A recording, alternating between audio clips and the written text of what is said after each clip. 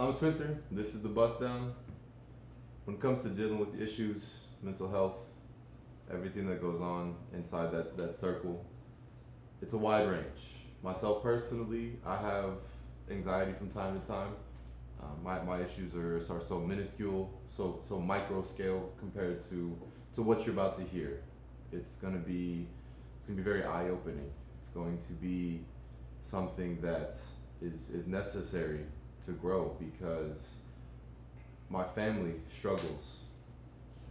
These guys that I love have some real things that they need to get off their chest, and I'm scared to hear it, but at the same time, I can't wait so that I know what I need to do to be there for them moving forward.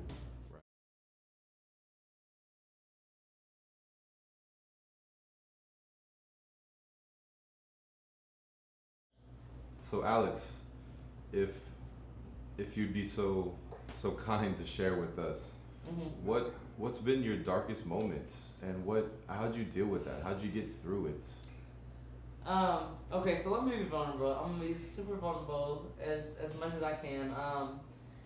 I mean, a lot of my friends know what I've been through. I've had a lot of legal issues. I've hit a dark path as like when it comes to as far as going to jail, um, getting out of jail, and striving. And the part that I struggled with was getting over my old past and figuring out my new past. Sure. And with that comes with people they hold you to your old past. So a lot of people they're like, oh Alex, they're like the party girl. She's gonna get fucked up. She's gonna do a lot of shit, and she's gonna fuck up. And as I've grown, it's been hard to just be the person I want to be just because of the past mistakes that I've made. So I feel like the darkest time I've had is that transition. Is showing people who I am versus who I was. And that's hard. It's hard because a lot of people, people talk shit. People say things, they put this stigma on you, and it's just, I'm still in the process of getting over that. I just told y'all 30 minutes ago that I just broke down in front of my mom today. Yeah. It's a never ending cycle. It's just how are you going to get through it?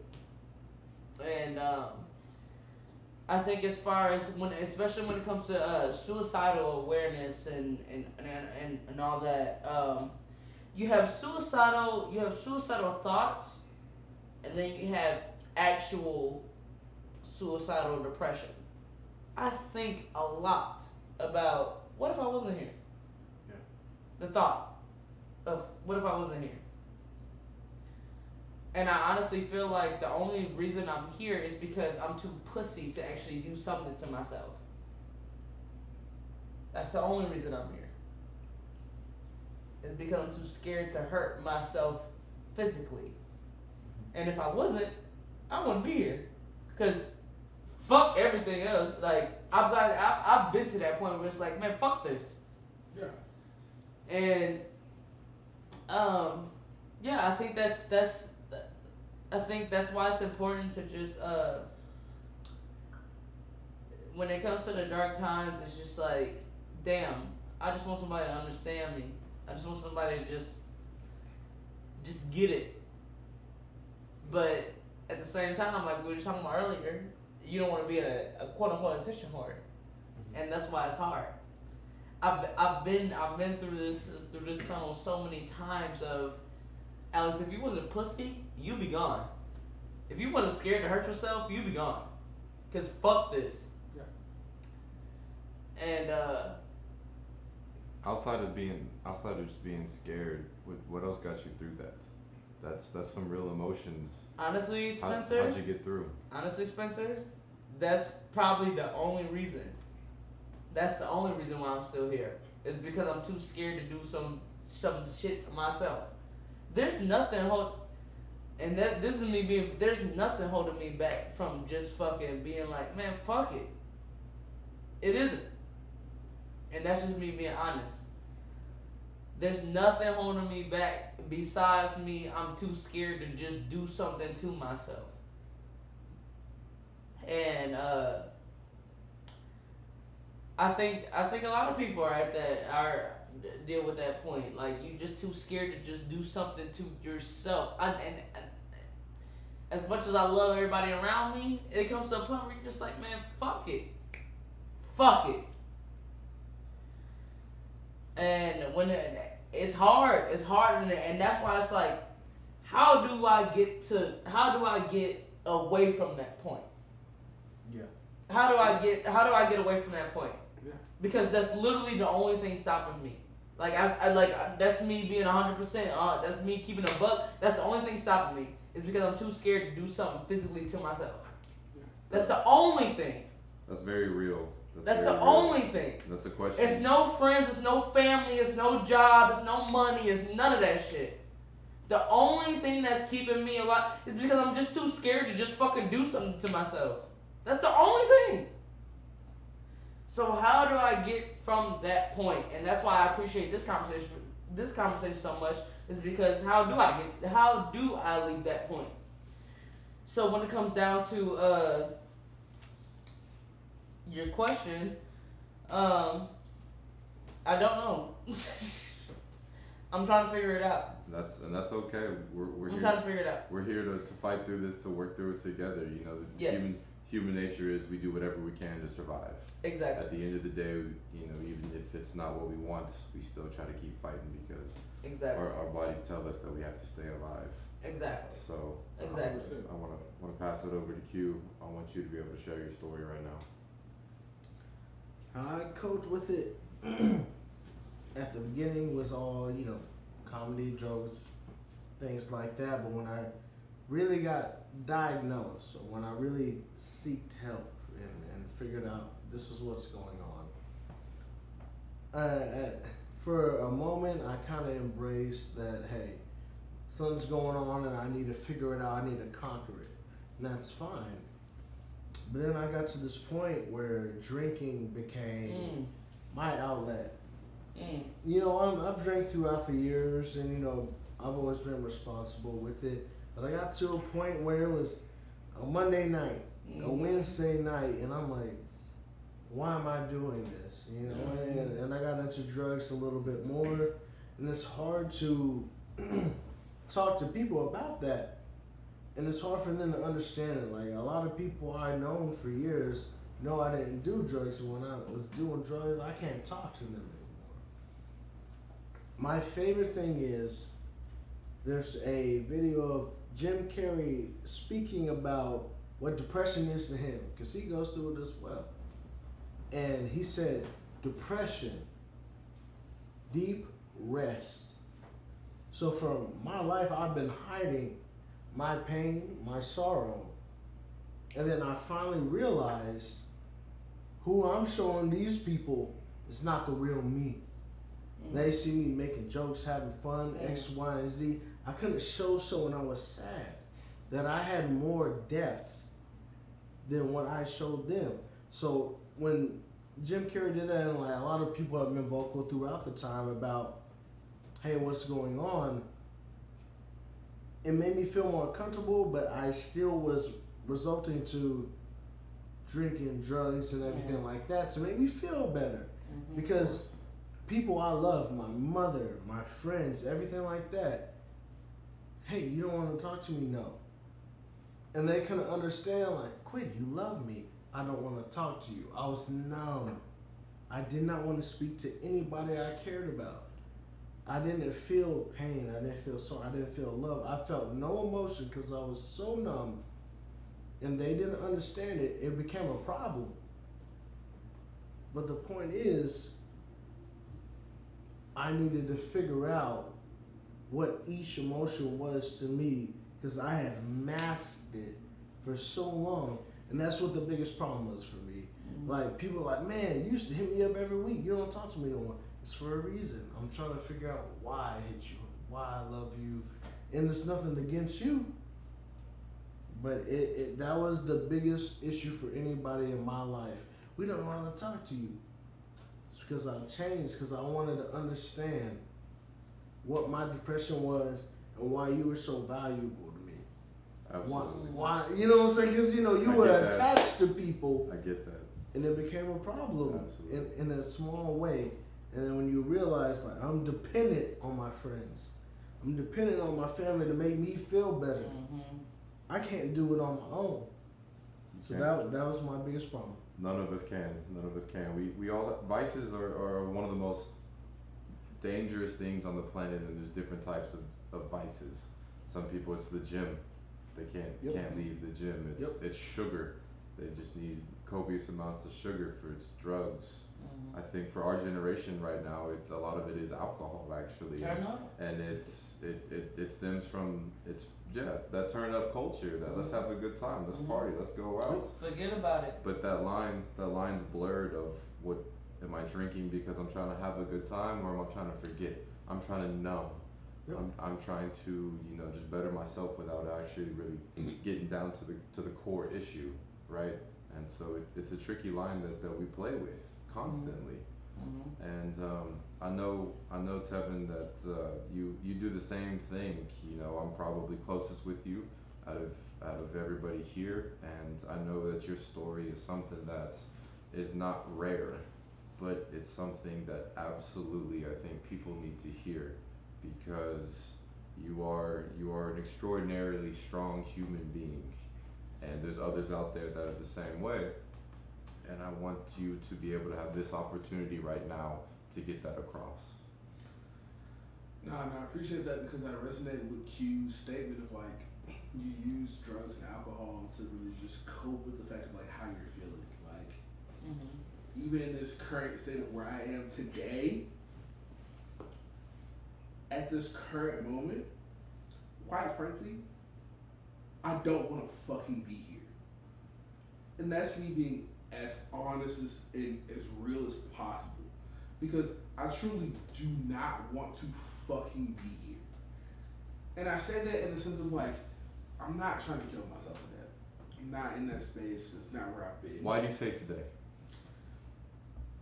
It changes every day, and it changes every hour. Honestly, like there's sometimes I'm like, oh, I'm trying to be here, and I'm like, oh, I'm great, and I'm active, feeling lively and shit. But I'm like, there's a lot of times where I'm like, I can end this shit. I can end this shit right fucking now. Right now. Yeah. And it wouldn't be a care in the world for me. Yeah. At all. Yeah. So if we really finna go back to it and go down to it, I tried to kill myself Memorial Day, 2021. You were supposed to come to my barbecue. Isn't the first time I was. Isn't the first time I've tried. I've tried years before. Yeah. And when I tried the first time years before, it was like there were situations that happened where I was like, I'm so numb. But when it came down to Memorial Day, I was just numb and just didn't care. So when it really boils down to it, here I am at 3:30 in my old place where I lived. And I went and grabbed a knife from the kitchen. And this is going to be a real big trigger warning for a lot of people that are watching. So if your family is watching, I'm sorry. You gotta see the shit. I truly don't care at this point. Like, there's nothing else that I can do. I grabbed a knife it's 3:30 in the morning. Remember, like, it was vivid. It's 3:26. I went to the kitchen, grabbed a knife, laid in my bed, contemplated for a little bit. Had a knife of what I was gonna do. And my exact plan was I was about to just slit my goddamn throat and just bleed out. Because I had no will to live. I had no care in the world to live. Because I didn't want to be here. I didn't care. Things went on prior to that, after that. And it's like I've realized now I have more of a will to live, but what it comes down to is that It's hard. I didn't want to live for myself. I wanted to live for my friends. Exactly. I wanted to live for my family. So like in that moment, I was sitting here and I was like, before you asked this question, I was like, I want to, like, if I leave now, how would my mom feel? How would my sister feel? How would my sisters feel? How would my friends feel? Never about me. Just more so, how would everyone else around me feel? And so I've been that person to where I just recently, even openly admitted to myself, quite frankly, the only time I'm really happy is when I'm drinking. Because the simple fact that, quite frankly, that is the only time that I feel like I'm myself and I'm balanced. But what it comes down to is that that's not even the case. I'm not gonna say I'm an alcoholic. I'm not gonna say I'm a fucking drunk. What I'm gonna say is that I'm using this to cope with it. I'm using drugs to cope with it. And it's not even the drugs. It's just straight. I'm like, yo, this is what I'm using to get to that point. And so we're at this space, and I'm like, why am I here? That's where we're at. I think that's the hardest part, and I think me and you have had numerous conversations about where we're at right now, and I piggyback off you, and it's like I'm living for other people. I'm not even living for myself. So how do I live for myself is where I'm at right now, because right now it's like, Alex, if you fucking end it all, it's like your mom's gonna be fucked up, your friends are gonna be fucked up, your family's gonna be fucked up. Exactly. And it's like, that's the only thing, like I said, the only thing that's really I'm scared to do some shit to myself, and it's like, damn, Alex, There's your this family's big gonna be notion, I fucked think, up. for me, it's this big notion of like, oh, like people used to see me on go.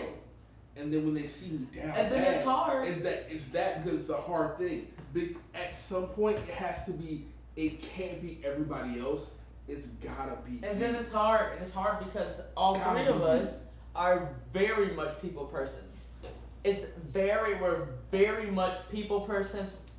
All our lives, we for the most part, we be the ones that like, hey, if Tevin's doing this, if Al's doing this, we're doing this and doing this. If Al's gonna be here and Tevin to be here and you need to be here. Like it's always been like something on our backs as far as our friendships that like we gotta be there. And as soon as that shit, it's a lot, because it's like if I don't have that friendship or if I don't expose that friendship, then it's like, what the fuck is wrong?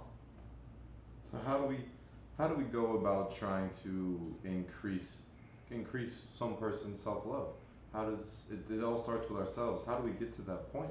I understand. That's the I'm hard. a big recluse. Yeah. I traditionally, I really don't give a damn about what anybody else thinks. I Right. do what I want to do for me. Right. And so I think that's also why I personally do a little bit better. Yeah. Because at the end of the day, all of my decisions are for me. I don't make any of my decisions for anybody else. So for you individuals and for others, out there that really do like to please others, how do we get to that point to where you turn it more internally? I think that was my biggest breakdown. I used to brag about being the best friend, the life of the party, all those things, and then it got to a point where I was like, okay, what do I need? And it took me a long time to get there, but I have friends now that have recently been diagnosed that say, hey, I have depression and anxiety now. And I tell them, if you're ever at home and you feel like you need to be in bed, Friday, Saturday, Sunday, Monday, you stay in bed. Because my thing was, I'm in bed for 2 days. Ugh. You need to get up, go do something. That's not exactly what I needed. That's your perception of it because you don't go through it. I think the biggest thing is find out what you like. I love watching movies. I was going to movie theaters by myself watching a movie, and I felt sad I was alone. But in the same time, appreciating that I loved what a movie did for me. And that's what helped got me through. It's the little things and it's what your little thing is. Because if someone's not depressed, Quentin, that's weird that you do this. It's Right. weird to you, but it's what makes me happy. It's what I love. It's what makes me feel comfortable, and that's the biggest thing. And I think everyone that goes through anything, whatever it is, if I want to stay in bed and eat ice cream, that's right. If I want to go out and It's okay do to do this, that. it's It's right. okay to do that. It's It's right. okay. Anything that It's okay to fixes just you, step helps aside. you, is right. I know that's right, and so It's okay to step aside. it's what it boils down to is knowing yourself and do whatever makes you happy to get you through the situation. Everybody's different. Everybody prefers different things, and part of that is also coping, and the help that they need is all different, right? And so you just got to understand what you need to get you through the day.